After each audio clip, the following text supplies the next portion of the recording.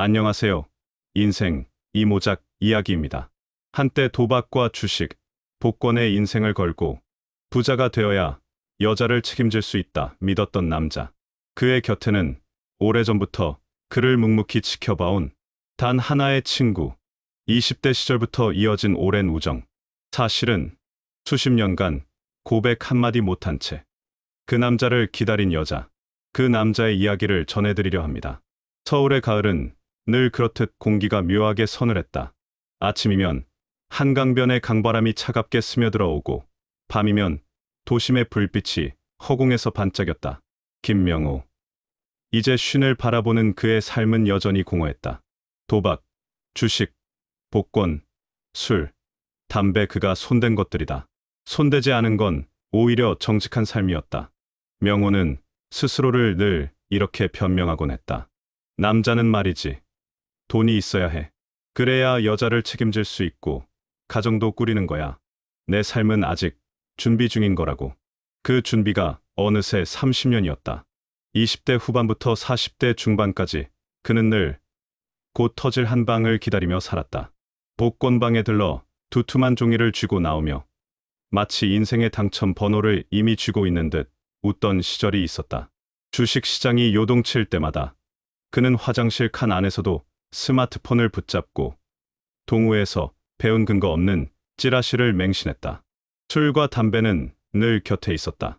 친구들이 결혼하고 아이를 낳고 평범한 삶에 안착할 때 명호는 여전히 언젠가라는 단어를 부여잡았다. 그에게 결혼은 돈이 생긴 뒤에야 생각할 문제였다.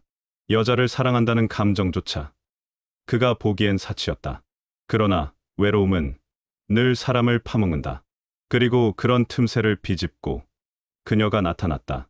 이예순. 49살의 어느 여름, 명호는 오래된 술집 골목에서 그녀를 처음 만났다. 당시 그는 주식으로 소소한 수익을 보며 기분이 한껏 올라 있던 때였다. 퇴근길 들른 단골 술집에서 그 여자가 먼저 말을 걸어왔다. 혼자 드세요? 말투는 부드러웠고 눈빛은 마치 오래전부터 알고 지낸 사람처럼 친근했다. 짧은 대화 끝에 둘은 그날 자정 무렵까지 술잔을 기울였다. 혜수는 다정했고 이야기를 들어주는데 능숙했다. 명호가 그동안 실패했던 주식 이야기, 대박을 꿈꾸며 밤새 매달린 코인과 복권 이야기를 털어놓자 그녀는 오히려 웃으며 말했다. 어머, 그래도 도전하는 게 어디예요. 그렇게 계속하다 보면 언젠간 터지는 거죠. 명호의 가슴 어딘가가 흔들렸다. 주변의 누구도 그의 이야기를 진지하게 들어주지 않았으니까. 그녀는 생각보다 빨리 명호의 삶 속으로 파고들었다. 둘은 몇 번의 만남 끝에 동거를 시작했다. 작은 원룸에서 시작해 명호가 그나마 아껴두었던 전세금 일부를 털어 조금 더 나은 오피스텔로 옮겼다. 그녀는 늘 명호의 곁에 있었다. 아침이면 따뜻한 밥을 차려주고 밤이면 그의 술주정까지 다 받아주었다. 명호는 처음으로 사랑을 느낀 것 같았다. 그리고 동시에 이상하게도 마음이 놓였다. 그동안 그는 늘 여자와 거리를 두며 살아왔다. 내가 돈을 벌고 나면 제대로 된 삶을 만들어주자. 그게 그의 신념이자 핑계였다. 하지만 혜수는 달랐다. 그의 불완전한 삶에 스스럼 없이 들어와 자리를 잡았다. 그리고 그날이 왔다. 명호는 주식으로 뜻밖의 대박을 맞았다. 몇 달간 몰두한 한 종목이 급등했고 계좌에 찍힌 수익은 순식간에 1억 원을 넘어섰다. 그날 밤 혜수는 그를 꼭 끌어안았다. 당신은 역시 될 사람이었어. 내가 믿은 게 틀리지 않았네. 명호는 그 말에 취했다. 술이 아닌 그 달콤한 확신에 오랫동안 언젠가를 기다리며 살아온 그에게 드디어 현실이 찾아온 듯 보였다. 그러나 그때부터 그녀의 말투가 조금씩 바뀌었다. 이 돈 그냥 묵혀두기 아깝지 않아요? 우리 둘만의 가게 차리자. 아니면 조금만 더 불려서 안정된 기반 만들자. 명호는 망설였지만 그녀의 설득은 집요했고 달콤했다. 그리고 결국 그는 계좌의 1억 원을 그녀에게 넘겼다. 서류 하나 없이 약속 한마디에 그녀가 사라진 건 여느 평범한 화요일 아침이었다. 그날도 명호는 늘처럼 커피를 마시며 주식 시세를 확인하고 있었다. 문득 그녀의 짐이 보이지 않았다. 화장대 위 화장품도, 욕실에 걸린 수건도, 연락은 받지 않았다. 전화는 꺼져 있었고, 메시지는 읽히지 않았다. 일주일 후, 그는 경찰서를 찾았다. 그러나 돌아온 말은 냉정했다. 증거가 없네요. 돈을 준 건 맞지만, 사기라고 단정하기 어렵습니다. 그때 명호는 알았다. 그가 30년 동안 붙잡아온 건 부부가 아니라 환상환상이었다는 것을. 그 후로 그는 빠르게 무너졌다. 술은 더 독해졌고 담배는 하루 3갑으로 늘었다.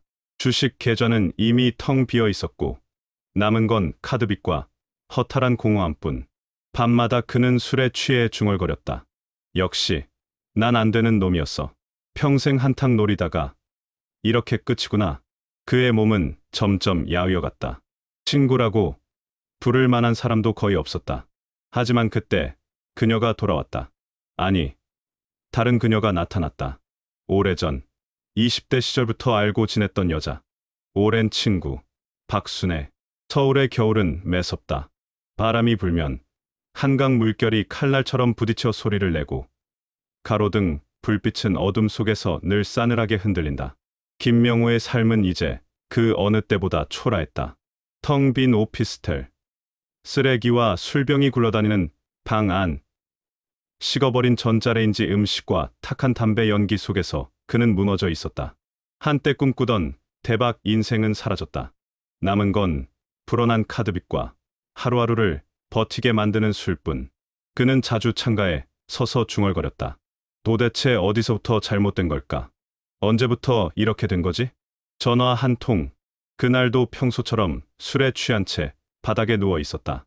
오래전부터 저장해둔 번호들을 하나씩 훑던 중 눈에 들어온 이름이 있었다. 박순애. 그 이름을 보는 순간 오래된 기억이 스쳐갔다. 20대 초반, 막 사회에 첫 발을 내디뎠던 시절, 군 복무 중 편지를 주고받던 친구, 결혼도 연애도 마음 놓고 하지 못했던 그 시절, 유일하게 마음을 터놓을 수 있던 상대였다. 그들은 함께 술을 마시며 서로의 서툰 청춘을 위로해주던 사이였다. 하지만 세월이 흘렀다. 서로의 연락은 점점 뜸해졌다. 명호가 주식에 빠지고 복권과 도박으로 정신없는 세월을 보낼 때 그녀는 초등학교 교사로 성실히 살아가고 있었다. 그녀에게 마지막으로 연락한 게 언제였더라? 48세 무렵 우연히 길거리에서 마주쳤던 기억이 어렴풋이 떠올랐다. 잠깐 술 한잔하고 그 후로 또 흐지부지되었던 사이. 명호는 잠시 망설였다. 하지만 이대로는 정말 끝일 것 같았다. 그리고 전화를 걸었다. 여보세요? 익숙한, 그러나 조금은 변한 목소리였다. 순애냐? 나 명호다. 짧은 정적이 흐른 뒤 그녀가 웃으며 말했다. 명호, 세상에 갑자기 웬일이야? 그날 밤 둘은 오래된 단골 포장마차에서 마주 앉았다. 순애는 여전히 따뜻했다. 달라진 건 외모뿐이었다. 세월의 흔적은 있었지만 그녀의 눈빛은 예전 그대로였다. 너 많이 힘들어 보인다. 순애는 술잔을 건네며 조용히 말했다. 명호는 그 앞에서 오랜만에 속마음을 털어놓았다. 개순의 이야기, 사기, 1억 원, 경찰서, 그리고 나락으로 떨어진 지금까지. 순애는 묵묵히 그의 말을 들었다. 중간에 끼어들지 않았다. 그저 그가 다 쏟아낼 때까지 기다렸다. 그리고 마지막에 이렇게 말했다. 넌 참 바보 같다. 명호는 그 말에 웃음이 터졌다. 오랜만에 웃었다. 그러게, 바보지. 평생 한탕 꿈꾸다가 이 꼴이 뭐냐. 그날 이후 두 사람의 만남은 잦아졌다. 명호는 순애에게서 묘한 위로를 느꼈다. 그녀는 그를 가르치려 하지 않았고 욕하지도 않았다. 다만 옆에서 들어주고 가끔은 술 한 잔 기울이며 이런 말을 했다. 넌 아직 끝난 거 아니야. 알지? 내가 아는 명호는 이렇게 쓰러질 사람이 아니야. 그리고 어느 날 순애가 조심스레 꺼낸 말이 있었다. 우리 참 오래됐지. 20살 때였나? 군대 있을 때 편지 보내준 게 엊그제 같은데. 명호는 고개를 끄덕였다. 그땐 참 순수했지. 난 돈 버느라 정신없다고, 늘 바쁘다고 사람들을 멀리했었는데. 순애는 그를 바라보다가 작은 목소리로 말했다. 난 그때부터 너 걱정했었어. 그 말에 명호의 가슴이 묘하게 쿵했다. 그녀의 눈빛은 진심이었다. 오랜 세월 동안 한결같이 그를 걱정해온 그런 눈빛. 몇 주가 흘렀을까. 어느 늦은 밤, 둘은 한강변 벤치에 앉아 있었다. 술 기운이 조금 돌던 순간 순애가 불쑥 말했다. 명호야, 있잖아. 나는 여자야. 너는 남자고. 그녀는 잠시 말을 고르다 이어갔다. 한마디로 말하면 넌 배고 나는 항구 같은 거야. 나는 늘 기다렸어. 내가 언젠간 항구로 돌아오길. 명호는 그 말에 말문이 막혔다. 그녀가 자신을 그렇게 오랫동안 그저 친구로만 늘 의지할 수 있는 존재라고만 생각했는데 그의 가슴 속에서 무언가가 요동쳤다. 그리고 비로소 깨달았다. 그가 평생 찾아 헤맸던 건 돈이 아니라 이런 사람이었는지도 모른다는 걸. 그 후 명호는 조금씩 변하기 시작했다. 술자리를 줄이고 담배도 서서히 끊기 시작했다. 순애와 함께 시장을 돌며 작은 가게 이야기들을 나누기 시작했다. 그녀는 더 이상 단란주점에서 일하지 않았다. 이미 그곳을 떠나 카페 창업을 준비하고 있었다. 명호는 놀랐다. 너 언제 그렇게 변했어? 순애는 웃었다. 난 변한 게 아니라 원래부터 이렇게 살고 싶었어. 다만 돈이 필요했을 뿐이야. 너도 그러잖아. 명호는 그 말에서 위로를 받았다.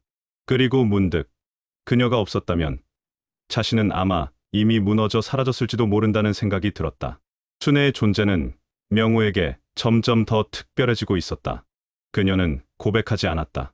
그저 늘 그래왔듯 그를 기다리고 있었다. 그리고 이제는 명호가 선택해야 했다. 과거의 상처에 매달릴 것인가? 아니면 오랜 세월 동안 자신을 기다려온 이 여자를 바라볼 것인가? 서울의 봄은 어느새 부드러웠다. 한강변에 매화가 피고 벚꽃이 터질 듯 봉우리를 매단 시기.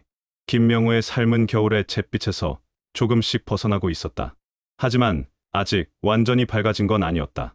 그의 빚은 여전히 남아 있었고 혜순에게 당한 기억은 마음 한구석에 썩은 상처처럼 남아 있었다. 그럼에도 그가 요즘 웃는 횟수가 늘어난 이유는 하나였다. 박순애. 조금씩. 그러나 분명히. 그들의 관계는 친구와 연인의 경계를 천천히 허물며 변해갔다. 주말마다 함께 카페를 다니고 시장을 구경하고 때로는 아무 이유 없이 산책만 했다. 순애는 늘 부드럽게 웃었다. 너 웃을 때 예전 같아졌다. 명호는 쑥스럽게 웃었다.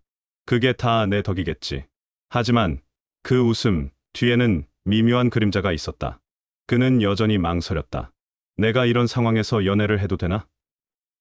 나 같은 사람. 지금 뭐 하나 변변히 해줄 수 없는 처지인데. 어느 날 순애가 말했다. 명호야, 우리 앞으로 어떻게 할 거야?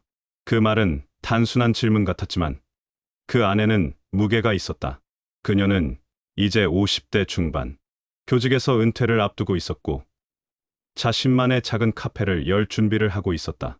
그리고 그 옆에서 무너졌다가 다시 일어서려는 남자가 있었다. 명호는 대답하지 못했다. 그저 술잔만 만지작거렸다. 그녀는 조용히 그를 바라보다가 덧붙였다. 나는 널 기다릴 수 있어. 근데 너는 아직도 과거에 묶여 있을 거야? 그 말은 그에게 날카롭게 꽂혔다. 그는 집에 돌아와서도 잠을 이루지 못했다. 술에 취한 채 휴대폰을 뒤적였다. 혜순의 사진, 문자, 계좌 내역 아직도 지우지 못한 흔적들이 남아 있었다. 내가 이렇게 된 게 다 누구 때문인데 아니야. 그건 변명이지. 결국 선택한 건 나였어. 그는 담배를 물고 한참을 창가에 서 있었다. 그때 순애의 메시지가 왔다. 괜찮아. 답 안 해도 돼. 그냥 내가 행복했으면 좋겠어. 그 짧은 문자가 왜 그렇게 가슴을 저렸을까? 며칠 뒤 명호는 결심했다. 순애를 불러내어 강변 벚꽃길을 걸었다. 봄바람에 벚꽃이 피 흩날렸다. 그는 어색하게 주머니에 손을 찔러 넣으며 말했다. 순애야, 나 내 옆에 있고 싶어. 친구 말고 그냥 남자로. 순애는 한동안 그를 바라보다가 미소 지었다. 이제야 그 말 듣네. 나 오래 기다렸어. 그날 그들은 처음으로 손을 잡았다. 아무 말도 하지 않았지만 그 손끝에서 따스함이 전해졌다. 그러나 행복만 이어지진 않았다. 명호의 빚 문제는 여전히 해결되지 않았고 순애는 주변 사람들에게서 좋지 않은 말을 듣기 시작했다. 그 사람, 예전에 사기당했다며? 또 도박 같은 거 하면 어쩌려고? 결혼은 생각도 하지 마. 너만 고생한다. 순애는 그 말들을 무시하려 했지만 때로는 흔들렸다. 명호 역시 알고 있었다. 그는 자주 말했다. 나 아직 준비 안 됐어. 너한테 짐 되고 싶지 않아. 그러나 순애는 고개를 저었다. 짐이라니. 우리가 같이 가면 그게 길이지. 혼자 이겨내는 게 인생이 아니야. 결정적인 날이 왔다. 순애가 작은 카페를 오픈하는 날. 명호는 새벽부터 와서 테이블을 닦고 화분을 들고 사람들을 맞았다. 그녀의 손님들은 그를 의아하게 바라봤다. 저 남자가? 그날 밤 순애는 말했다. 오늘 정말 고마웠어. 나 이 가게 차릴 때 내가 없었으면 아마 포기했을지도 몰라. 명호는 웃었다. 나도 너 덕에 이렇게 다시 움직이잖아. 그녀는 잠시 침묵하더니 가방에서 작은 상자를 꺼냈다. 이거 원래는 내가 해야 하는 건데 나 먼저 한다. 그 안에는 은색 반지가 있었다.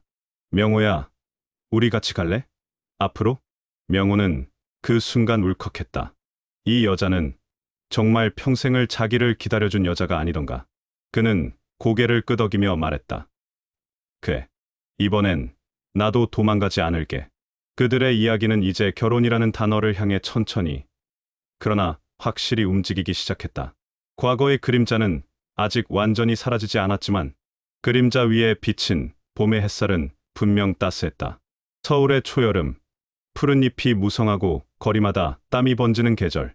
김명호와 박순애는 이제 결혼을 논의하는 사이가 되었지만 세상은 그들의 편이 아니었다. 명호가 먼저 가족들에게 이야기를 꺼냈다. 식탁에 모인 여동생과 조카들이 눈을 크게 떴다. 형, 진짜야? 그 여자랑 결혼한다고? 그래, 진지하게 생각하고 있어. 조카가 웃음 섞인 목소리로 말했다. 근데 그 여자, 단란주점에서 일했다면서요? 그리고 형 빚도 아직 있잖아요. 이 결혼 좀 위험한 거 아니에요? 여동생은 곧바로 끼어들었다. 명호야, 너 정신 좀 차려.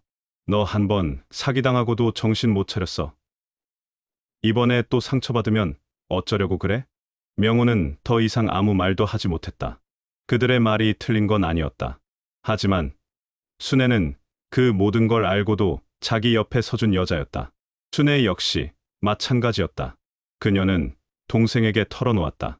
언니, 진심이야? 그 남자, 나이도 많고 빚도 있고 과거가 깨끗하지 않잖아. 응. 근데 나 그냥 그 사람이 좋아. 동생은 한숨을 쉬며 말했다. 언니, 평생 힘들게 살았잖아. 이제 좀 편하게 살아야지. 왜 굳이 그 사람을 선택해? 순애는 대답하지 않았다. 그녀의 마음속에는 이미 오래전부터 자리한 사람, 김명호가 있었다. 결혼 이야기가 구체화되던 어느 날, 낯선 전화가 걸려왔다. 김명호 씨죠. 이예순 씨 관련해서 연락드렸습니다. 그 이름, 그가 1억을 잃고 인생이 무너졌던 바로 그 여자. 명호의 손이 떨렸다. 그 여자가 나타났다고요? 전화를 건 이는 경찰이었다. 사기 사건과 관련해 이예순이 외국에서 잠적하다가 귀국했다는 소식이었다. 그날 밤, 명호는 술에 취해 순애에게 말했다. 나 아직 끝난 게 아니었나 봐. 그 여자 다시 나타났대. 순애는 아무 말도 하지 않았다. 그녀는 명호의 눈빛이 흔들리는 걸 보았다.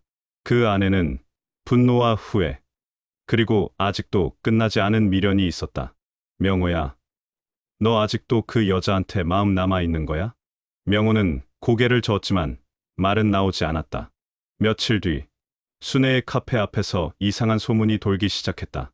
저기, 그 남자 사기당했다며? 이번에 또 그 여자랑 엮인다던데? 위험해 보이던데. 손님은 줄었고 순애는 밤마다 카페 매출표를 보며 한숨을 쉬었다. 명호는 그런 그녀를 볼 때마다 가슴이 무거웠다. 결국 그날이 왔다. 이예순이 경찰 조사 후 풀려났다는 소식이 전해졌다.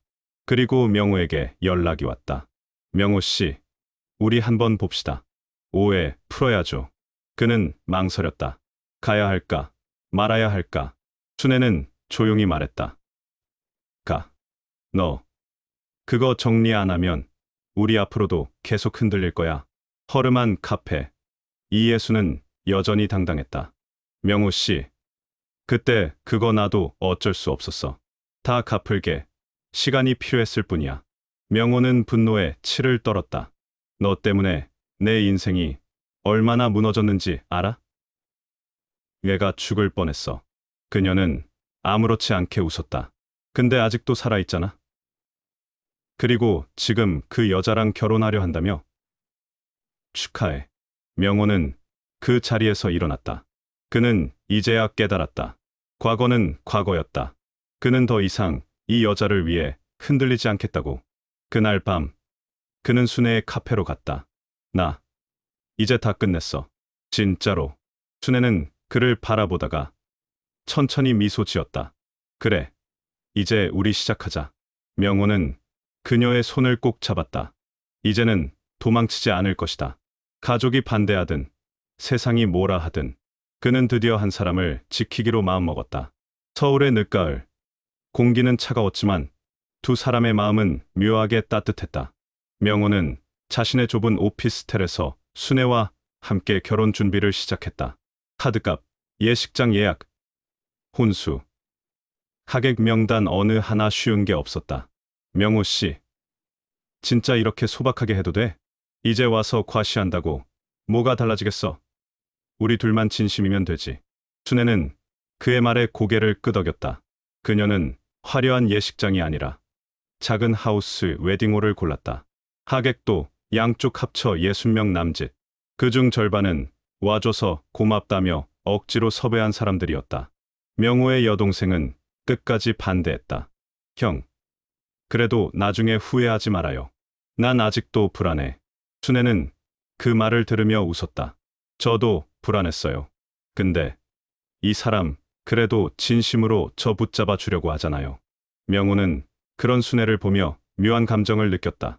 세상 누구도 그를 이렇게 믿어준 적은 없었다. 겨울에 첫눈이 내리던 날, 작은 예식장이 따뜻한 조명으로 빛났다. 순애는 흰 드레스를 입고 명호는 오래된 정장을 손질해 입었다. 사회자가 말했다. 오늘 두 사람은 서로의 인생을 받아들이고 새로운 길을 함께 걷기로 약속합니다. 하객들 사이에는 여전히 차가운 눈빛이 오갔지만 그 순간만큼은 상관없었다. 명호의 눈에는 순애만이 있었다. 순애의 눈에는 오랜 세월 동안 그녀를 기다리게 한 남자 김명호가 있었다. 결혼 후 두 사람은 순애가 운영하던 작은 카페에서 함께 살림을 시작했다. 명호는 처음으로 매일 새벽 일찍 일어나 커피를 내렸다. 과거라면 상상도 못할 일이었다. 명호 씨, 오늘 매출 좋았어. 이대로 가면 빚도 갚을 수 있겠는데? 그래. 이제는 잃지 말자. 우리 둘 다 다시는. 순애는 가끔 장난처럼 말했다. 나랑 결혼하니까 사람 됐네? 명호는 웃으며 대답했다. 그게 바로 너 덕분이야. 하지만 세상은 쉽게 변하지 않았다. 동네 사람들은 아직도 수군거렸다. 저 남자, 예전에 사기당했다며? 저 여자도 과거가 화려했다잖아. 그들은 그 말들에 일일이 대응하지 않았다. 그저 묵묵히 하루하루를 채워갔다. 결혼 6개월 후, 명호는 술과 담배를 끊었다. 도박 앱은 삭제했고 주식 계좌는 아예 닫았다. 순애가 말했다. 나 진짜 몰랐어. 당신 이렇게 변할 줄. 명호는 미소 지었다. 나도 몰랐어. 근데 너랑 있으면 그냥 바뀌고 싶어져. 이예순에게서 마지막 연락이 왔다. 명호 씨, 진짜 미안했어. 그때 내가 너무 어렸어. 명호는 짧게 답했다. 이제 그만 연락해요. 난 잘 살고 있습니다. 그는 드디어 과거를 놓았다. 봄. 카페 앞 벚꽃이 흩날리는 길가에서 두 사람은 함께 간판을 새로 달았다. 명호 앤드 순애의 카페 다시. 봄. 그들은 이제 단순히 동거하는 연인이 아니라 서로의 가장 큰 실패와 가장 큰 희망을 함께 껴안은 진짜 부부가 되었다. 결혼 후 1년, 두 사람의 카페는 점차 자리를 잡아갔다. 작은 골목 안, 손님들의 발길이 뜸했던 이 가게는 어느새 단골 손님들로 북적였다. 아침마다 찾아오는 노부부, 오후마다 책을 읽는 대학생, 주말이면 가족 단위 손님까지. 순애는 커피 머신 앞에서 늘 말하곤 했다. 명호 씨, 우리 진짜 잘하고 있는 것 같지 않아? 명호는 빙긋 웃으며 머그컵을 닦았다. 응. 이렇게 조용히, 성실하게 사는 게 진짜 부자 같아. 그 말은 진심이었다. 과거에 그는 대박만을 꿈꾸며 하루하루를 날렸지만 이제는 소박한 흑자가 오히려 마음을 부자로 만들었다. 어느 날, 한 프랜차이즈 사업자가 가게를 찾아왔다. 사장님, 여기 브랜드화 하실 생각 없으세요? 저희가 투자하면 지점도 늘리고. 명호의 눈빛이 반짝였다. 오랜만에 느껴본 큰돈의 기회. 하지만 순애는 표정이 굳었다. 명호 씨, 우리 이거 정말 감당할 수 있을까? 명호는 갈등했다. 과거의 본능은 확장을 원했고 현재의 그는 조심스러웠다. 그날 밤 두 사람은 오랜만에 큰 소리를 냈다. 왜 그렇게 소심해? 기회가 왔는데 왜 못 잡아? 명호 씨, 우리 그동안 뭐 때문에 고생했는지 잊었어. 또 도박처럼 될까봐 무서워서 그래. 침묵이 흘렀다. 과거의 상처가 다시 고개를 들기 시작했다. 주변 사람들도 말을 보탰다. 확장해야지. 그래야 돈 되는 거야. 순애 씨가 너무 보수적이야. 명호는 잠시 흔들렸다. 하지만 결국 그는 과거의 자신을 떠올렸다. 주식, 도박, 복권 결국 빨리 크게 벌려다 망한 인생. 그는 순애에게 말했다. 알았어. 우리 지금 있는 이 집, 이 가게 지키자. 순애는 그날 처음으로 눈물을 보였다. 그것은 안도의 눈물이었다. 시간이 흘렀다. 둘은 결혼 2년 차. 어느덧 신을 바라보는 나이가 되었지만 마음은 점점 젊어졌다. 순애가 조심스럽게 말을 꺼냈다. 우리 입양 생각해 본 적 있어? 명호는 놀랐다. 갑자기 왜? 우리 둘만 있어도 좋지만 그 아이가 우리한테 오면 우리도 다시 부모가 될 수 있을 것 같아서. 명호는 처음엔 망설였지만 그 말이 자꾸 가슴에 남았다. 과거엔 혼자 잘 살기 위해 발버둥 쳤지만 지금은 누군가의 삶을 지켜줄 수 있는 사람이 되고 싶었다. 입양 기관을 몇 번이고 오가며 상담을 받았다. 서류도, 검증도, 과정도 만만치 않았다. 하지만 그 모든 과정을 둘은 함께 견뎠다. 그리고 어느 봄날, 작은 손이 두 사람의 손가락을 꼭 잡았다. 안녕하세요. 앞으로 잘 부탁드려요. 아이의 목소리는 맑았고 두 사람은 서로를 바라보며 웃었다. 가게는 여전히 작고 소박했지만 이제 그곳은 단순한 카페가 아니었다. 작은 식탁에는 세 벌의 식기가 놓였고 커피향 속에는 세 사람의 웃음이 스며들었다. 명호는 아이의 머리를 쓰다듬으며 말했다. 아빠가 예전엔 진짜 바보였어. 근데 이제는 진짜 사람 된 것 같아. 순애는 그의 손을 잡았다. 명호 씨, 우린 이제 진짜 가족이야. 이예수는 여전히 소식이 없었다. 하지만 이제 그 이름은 분노가 아닌 교훈으로 남았다. 명호는 술을 끊고 담배를 끊고 돈을 쫓는 습관까지 끊었다. 그의 하루는 단정했고 그의 눈빛은 더 이상 흔들리지 않았다. 동네 사람들의 시선도 서서히 바뀌었다. 저 집 진짜 성실해. 처음엔 말 많았는데 지금은 저 부부 때문에 동네가 살았어. 명호는 이제 수근거림에 귀 기울이지 않았다. 그는 오히려 젊은 부부들에게 조언을 해주며 살았다. 벚꽃이 다시 피는 계절. 세 사람은 손을 맞잡고 가게 문을 열었다. 명호 앤드 순애의 카페, 그리고 하나의 봄. 이제 이곳은 망한 인생이 다시 꽃핀 자리였고 사랑이 진짜로 완성된 집이었으며 과거를 버린 자와 기다림을 끝낸 자가 함께 세운 새로운 가족의 집이었다.